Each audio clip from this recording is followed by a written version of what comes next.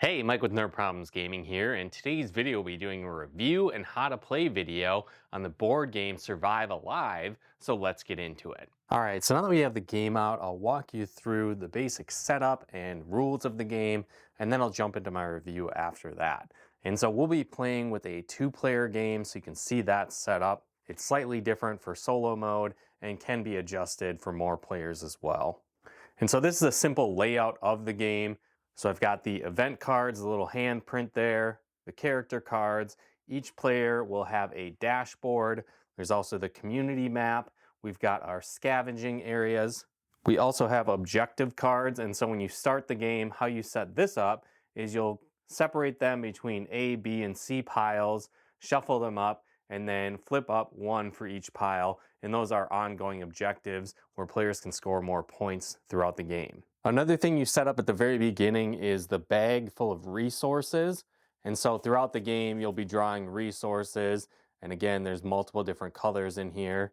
And so the setup for that is that you need 50 brown cubes, 35 gray cubes, 20 yellow cubes, 20 red, 14 green, and 14 white, and 8 black. And so this makes up the various resources that you'll have throughout the game. So set that up there.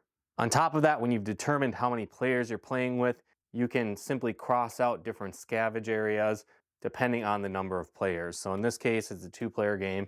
I'll just cross off the 3 and 4-player areas. Again, the scavenge type will also be separated out by the number of food tokens you need for them. So we've got 3, 2, 1 here.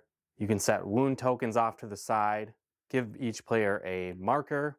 You choose the first player by selecting the person that most recently watched a post-apocalyptic movie, or you can randomly choose as well. On top of that, you'll have players pick a starting board. And so this is their board base. There's different types of bases. Again, these are double-sided, so you can choose which one you want to play as. There's slightly different layouts in terms of resources for building facilities, depending on which base that you choose. On top of that, the river base, indicated by a little river image, is going to be the most challenging base. So most likely you either won't use that at all, or you'll save that for later playthroughs when your players are more experienced. Now to start off, you'll divvy up characters among the players. Again, we're using a two-player game. So in this case, we're going to take out 5 character cards. 1, 2, 3, 4, 5. And then play will alternate back and forth between players, choosing the character cards.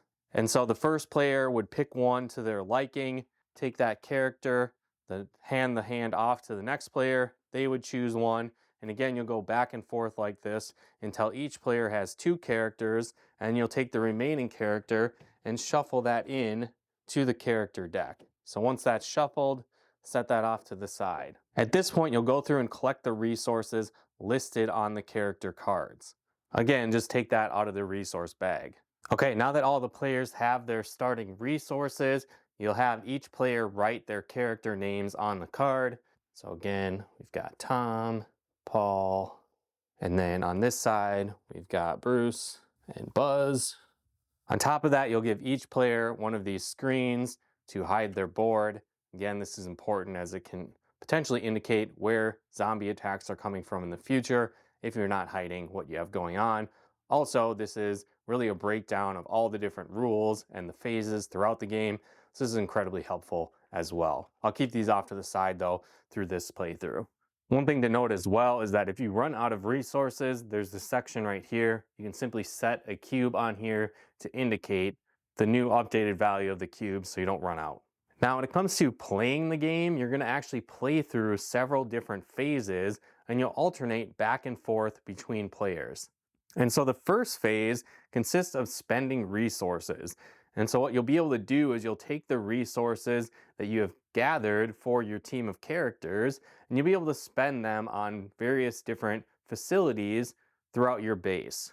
And so again, here you can see there's lots of different options on how you can build out your base and allocate resources. But another thing to note that's very important is how you actually score points and win the game.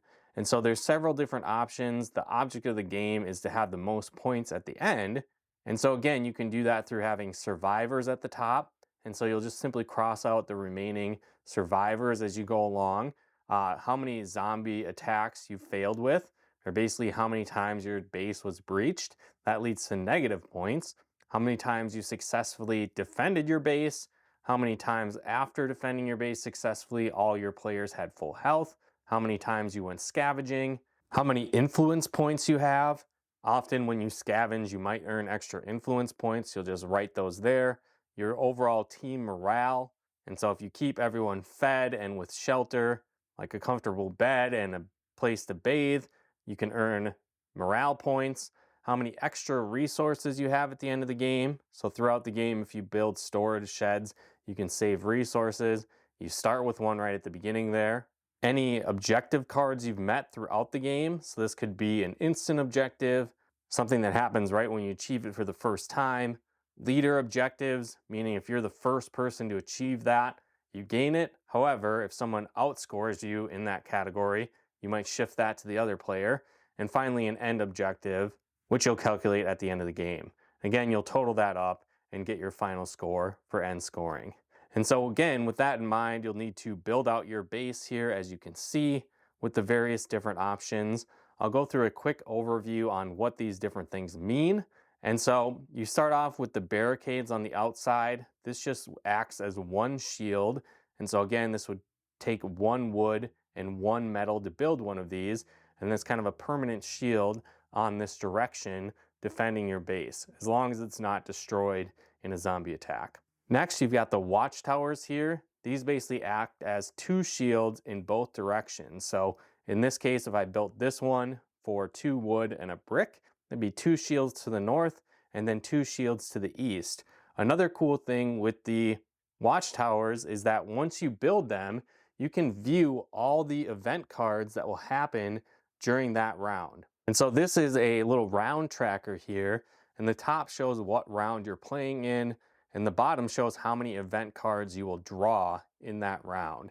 And so if you built a watchtower in round 4, for example, you could look at the top 2 event cards and see what's coming.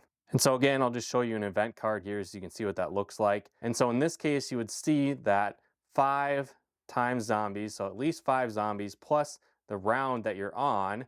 So if this case we're on round 2, it would be 7 zombies in total are going to attack from the west. The second line indicates how many resources you gain at the end of this. And then the third line is extra resources you might gain depending on how many survivors you have. So again, if you had 1, you'd get an extra 8 resources. 2 would be an extra 5. And if you had more than 2, you would just get that base 11 resources here. Again, this is important. So when you build a watchtower, you would know zombies are attacking from the west. So you'd probably want to prepare for an attack coming from that direction throughout your base. And so again, you might build extra defenses on this side or even another watchtower on the west. Another thing that you can do is you can build weapons for your characters. And so in this case, you could spend a metal and 2 wood to build an axe for Tom. And this would be worth 2 shields.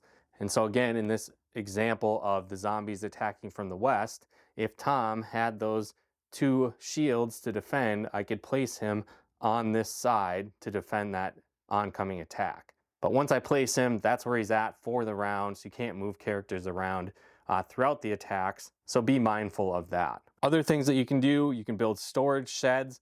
These allow you to place 1 resource throughout the round, allowing you to save extra resources. You have a walkie-talkie. Now this is cool. This is an item that you can build that allows you to gain 3 extra resources at the end of the round. Plus, it also helps you reduce the trade ratio for turning in cubes. So normally, an all the time effect is that you can trade 4 cubes of any color for 1 cube of another color. Now, if you build the walkie-talkie here, it actually will reduce that number to 3 to 1. So again, you could trade 3 resources of any color down to 1 of any color. Another option is this command center. This basically means that it will reduce your trade ratio to 2 to 1, which is really nice. And then sometimes you can recruit new characters during the event phase if you have this built. Another thing that this does is that some event cards will have this image on it and it'll allow you to recruit a new character if you have a command center built. So here's an example of one of those event cards. If you had a command center, you could recruit a new character with that ability. And so how characters work is you would draw the top one from the character deck. You would gain 4 of any of the resources listed on here. So you could take 2 wood, a metal, and a brick, for example, if you had Percy come up. Now you also have the option of recruiting this character and adding them to your base, or you can just simply discard them. You get the resources either way, but you can choose to add them to your team accordingly. If you choose not to add them, just simply place them at the bottom of the character deck. Another option you can build is a forge. This basically allows you to reduce the cost of building weapons on your turn. And so like I showcased before, you have different weapons that your characters can equip. You can have 2 weapons at once. And so for example, if I wanted to build this knife, it would be 2 metals and a wood. However, if I had a forge, I could eliminate one of the items required to build this weapon. So I could choose either 1 metal or 1 wood to reduce the cost to build this weapon for my characters. So again, cool, powerful building facility type here. There's also a workshop. Now a workshop is cool where it gives you the opportunity to reduce your overall costs for building all the rest of your facilities throughout the game. And so how this works is if you spend the items required to build this workshop, you'll draw 3 cubes of these colors into your hand and randomly select one. And the one that is left is the item that you'll permanently reduce costs of building facilities through the future. So again, I would take the brick, metal, and wood, shake these up, drop one of them out. Okay, cool, I got brick. So now all buildings would be reduced by 1 brick throughout the rest of the game. Beds and bathrooms are other options you can do to boost morale. I'll get to these in a later step as it pertains to a later step in the round, but that's what these 2 items are. You also have different garden types. You have a food garden and an herb garden. Now food gardens will produce 1 food every round.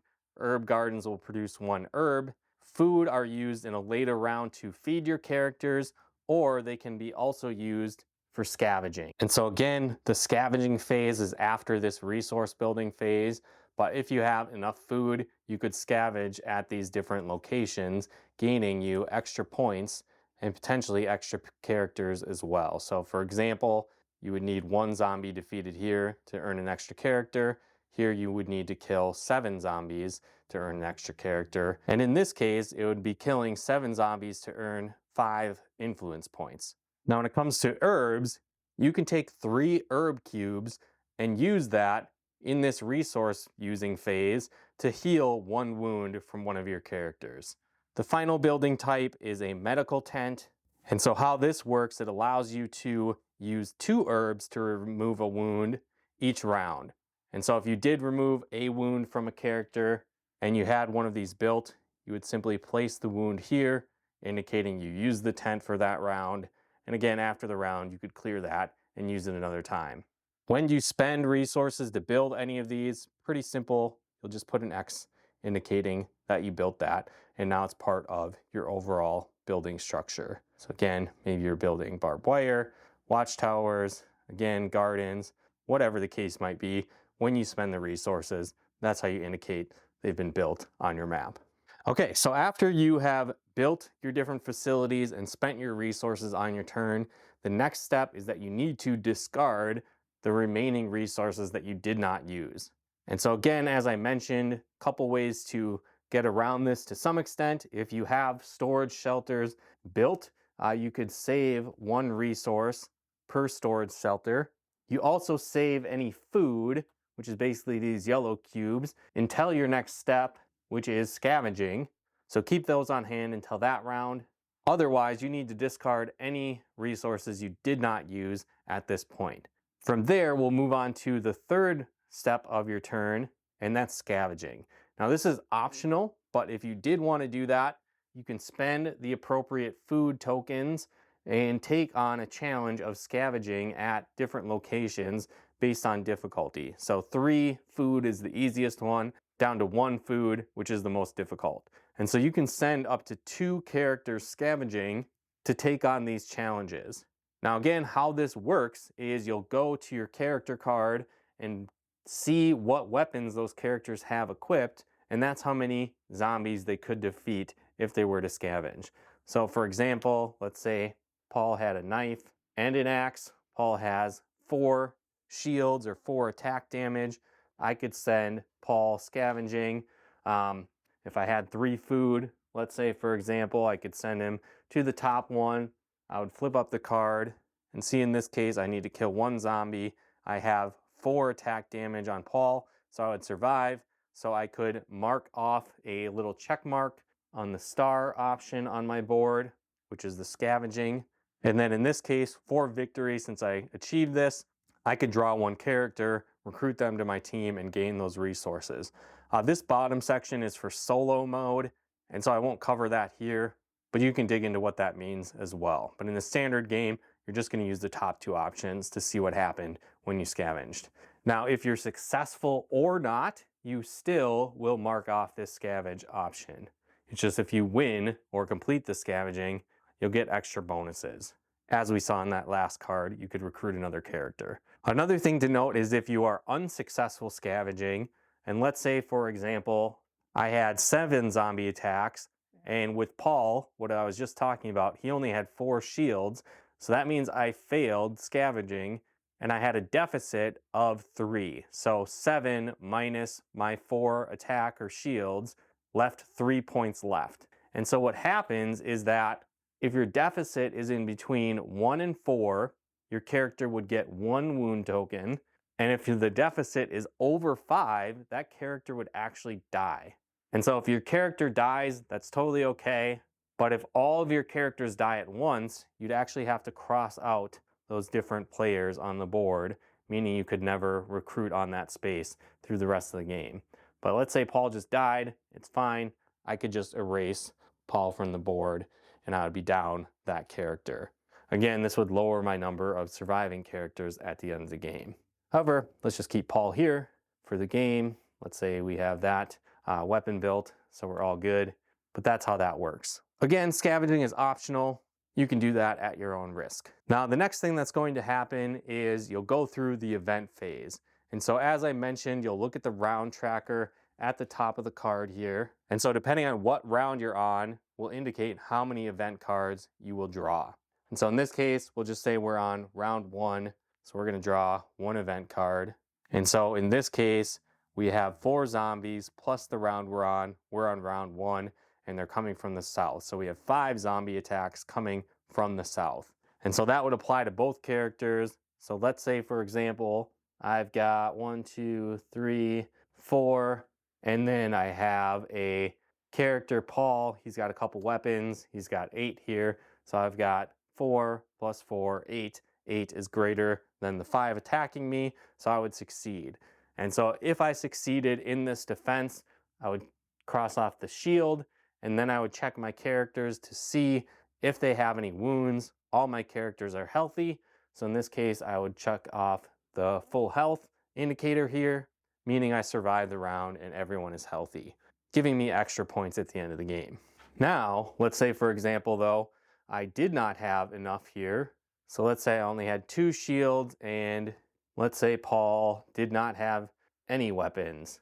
And so in this case, I would have 2 shields against the 5 incoming zombies, which gives me a deficit of 3. And so in that case, what happens is I actually need to cross off 3 buildings worth to indicate the damage the zombies caused that got through. On top of that, in this case, the deficit was 3. I did the 5 minus the 2 shields I had here. And so with that being the case, that deficit range falls in 1 to 4. And so all of my heroes, characters at the base here, would get 1 wound. Now, when your characters have 1 wound, that's okay. When they get to 2 wounds, they cannot activate their special ability. And so Tom here has the ability to change herbs into food. And so if he had 2 wounds, I could no longer activate that until I healed those wounds. And then if I have 3 wounds, the character dies. And so again, if the deficit on the attack is between 1 and 4, everyone on base would get 1 damage. If it's 5 or higher, everyone on base would actually die. And you'd have to remove buildings based on the size of the deficit. If you fail to defend your base, you do not get a shield. If there's a breach, you would also mark off a zombie breach space on this tracker here as well. Now you can only knock off one breach per round here, but zombies could breach multiple times around. So for each event you draw and the zombies breach, they would do that wound damage accordingly, and then also destroy potential facilities accordingly as well. So pay attention to that. Again, once you've determined if you successfully defended the base, if your characters are healthy, you would knock off those specific points on your dashboard here, and then you would go through the different steps on the card. In this case, both players would gain 10 resources drawing from the bag randomly. Depending on how many characters you have, you would draw those additional resources. And then again, if you had that command center, you could draw a new character, get those 4 resources from their card, and then either recruit them or not to your team. At this point, you're going to dive into the round end. And so how this works is you're going to gain a food for each food garden you have. So you pull food from the bag, adding them to this space. You'll use this to feed your remaining characters. On top of that, you're going to look at what facilities you have built in terms of beds and bathrooms. And so the goal here is to feed every character as well as make sure that they have adequate places to bathe and sleep. Now, how this works is that if you have all of those met for all of your characters, so in this case, I've got 2 items of food, 2 beds, and 2 baths set up for my team. That means everyone is fed, everyone slept, and everyone had access to a bathroom. If all of those conditions are met for all of your characters, you have happy campers and you get a morale bonus here. However, if any one of those is not present for all of your characters, you would not get that bonus. However, if there is 2 or more missing for each character, you actually have to discard resources at this point in the round. So in this case, I have one character that has a bed and food, so that's only one thing missing. They're missing the bath. And then I have another character that just has food, but they're missing a bed and a bath. And so since one person has 2 of the 3, they're okay, I just lose the food. And then the next person, since they only have food, I still lose the food. But since they are missing 2 of the 3 options, I have to discard 1 resource of my choosing. And again, you might have no resources, and so then in that case, you would discard 1 for each character that is lacking those resources. Regardless, if you have extra beds or baths, whatever the case is, they will need to eat either way. So you're always going to have to discard that food in that case. Final cleanup things include removing wounds from medical tents if they've been used in the round. You want to shuffle this back into the event deck. Again, randomizing the different events that might happen in the round. You also need to mark off the round on the community board. And so again, we played round 1, so I crossed that off. You also can untap any used characters if they use their ability. And so again, how this works, if you use a character's ability, it's activated once per round. And if you use that, you want to tap them or turn them sideways to indicate that ability has been used. At the end of the round, you can untap them, meaning you can use that ability during that next round. So for example, if I had Tom change an herb into food, I would tap him sideways, and then at the end of the round, I would untap him, meaning I could use that for the next round. At this time, you would move the first player token to the next player. That other person would go first now, and you would repeat all of these steps for the next rounds. And so again, the game ends after 6 rounds. And so once you complete step 1 of the event card in the 6th round, which is that final attack, you actually move on to the scoring phase. And so you don't check if people are happy, if their morale is high, gain extra resources, any of those extra steps. You ignore those on the final round and you move directly into scoring. And so again, how scoring works, you'll go through and tally how many characters you have alive. And so for example, let's say I had 3 characters alive, I would get 9 points for that. Let's say the zombies breached 1 time, so I'd get a -2. Let's say I got 4 successful defenses, so I'd get 12. And let's say I had 4 times where people were fully healed, so I'd get 15 there. Let's say I scavenged once, so I got 3 points in that section. And let's say, for example, on that one time I scavenged, I got 5 points. I got morale up 1 time of 4. Let's say on the final round I had 1 resource sitting here, I'd get 1 point. Let's say, for example, I achieved this objective of having the most weapons built, and that one was worth 5 points as well. I'd go through and total up these points to get my final score. So in this case, I had 52 points in total, and that would be my score for the game. So you would compare your score against the other players to see who had the highest score. Now, if there's a tie, the player with the most influence points from scavenging wins. If it's still tied, it's the player with the most active characters. If it's still tied, the player with the highest number on the defense tracker wins. And then if it's still tied, players just share the victory. And so again, there's some other detailed rules in the rule book, so be sure to check there if you have additional questions. But overall, that's basically how you play the game. And so now that you have a better understanding on how the game works, I'll jump into my review. Well, again, now that you have a better idea on how the game works, how do I actually feel about it? Well, for me, I really like zombie-themed games, so that was definitely a step in the right direction, playing this game right away. On top of that, the game was a really cool concept in the sense that it feels sort of like a tower defense game, which I've never really played a board game in that format before. And so I thought that was a really cool concept where you're building a base and having to defend it, but also supply your survivors, keep them happy, scavenge for supplies, and much more. And so I like all those elements together. It was very thematic with the zombie apocalypse theme. On top of that, I liked that there were so many different ways that you could win the game. You know, certainly you're just trying to get the most points, but at the same time, there's a lot of different ways you can go about that. You can scavenge for supplies to get extra points. You can defend your base successfully. You can keep the morale high. You can try and take on different challenges that you'll draw at the start of each game for extra victory points. And so these different things was a really cool option because I think depending on what characters you draw each time for the game or maybe what strategy you like to play can dictate how you play throughout the game. On top of that, there is some randomness to it in terms of how the zombies will spawn and come out each time. So you really need to prepare for a lot of different options, and I thought that was really cool. There's also some different risk and rewards to it as well, in the sense that you could go scavenge, but you might keep your base at risk in that sense, but you also get a lot of extra points for doing that again and again. And so it's a really cool concept, and I liked it a lot. Now, I will say the game was a bit challenging to learn for the first time. Not necessarily that it was overly difficult, but more so in the fact that you have all kinds of different building types and you really need to learn what each one does. On top of that, as I mentioned, there's several different ways that you can earn points throughout the game.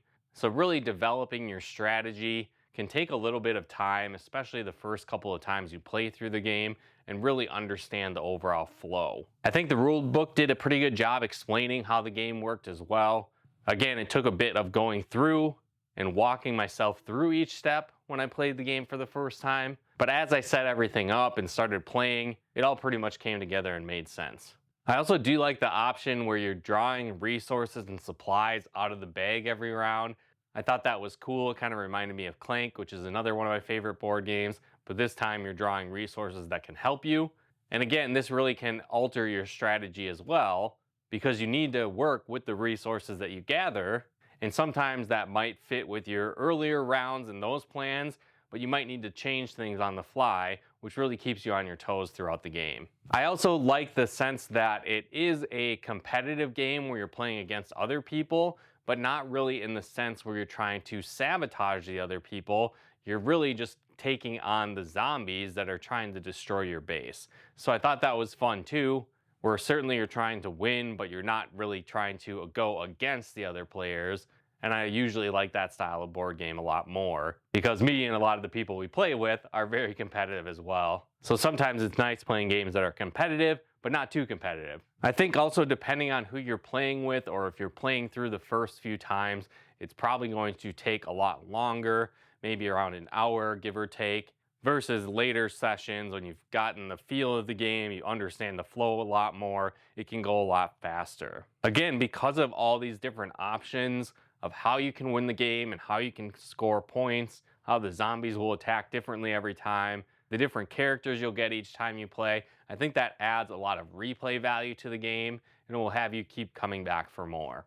Overall, if you like tower defense style games and want to try that in a board game form and are fans of the zombie genre, I think you'll really like this game and I would definitely recommend it. But let me know in the comments below if you've played this game before yet, if you're looking forward to checking it out now that you've seen this video. Let me know your thoughts in the comments below. If there's other games like this I should check out, let me know that as well. And if you like this video, be sure to hit that like button as it really helps out the channel. And if you wanted to pick up a copy of this game, I'll have links in the description below where you can check this out.